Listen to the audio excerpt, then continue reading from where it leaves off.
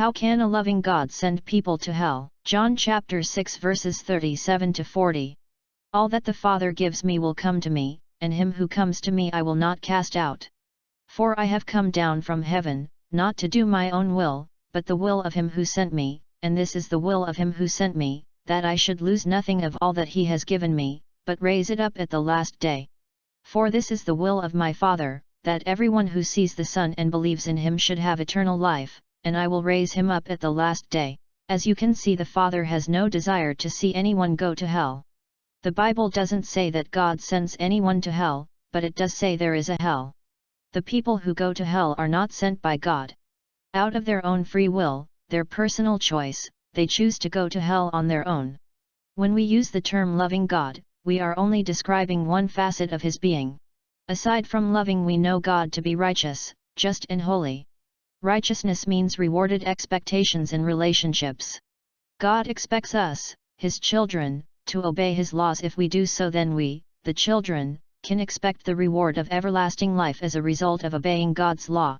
The opposite of righteousness is evil, wicked, or wrong. Justice is another of God's attributes. If the speed limit sign reads 40 miles per hour and out of your own free will you decided to travel 60 miles per hour, it would only be just for you to receive a speeding ticket. The speeding ticket can be viewed in two ways.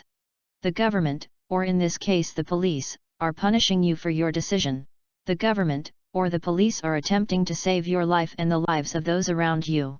When you decided to speed, consciously or not, you also accepted the possibility of being caught and then dealing with the consequences of your actions. When you decided to turn your back on God and God's laws, to live your life on your own terms, consciously or not, you accept the possibility of going to hell as a result.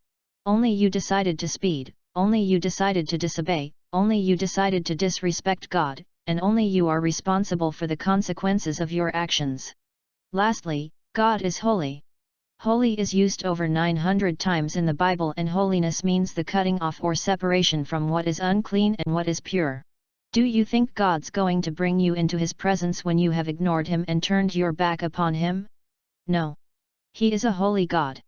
Only you decided not to live up to God's standards. How can you possibly expect a loving, just and holy God to extend an invitation to his heavenly home when you have done everything in your power to be undeserving?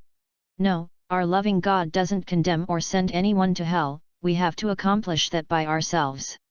From the second letter of Paul to the Corinthians chapter 2 verses 15 and 16, to God we are the fragrance of Christ, both among those who are being saved and among those who are on the way to destruction, for these last, the smell of death leading to death, but for the first, the smell of life leading to life. The God of love and justice.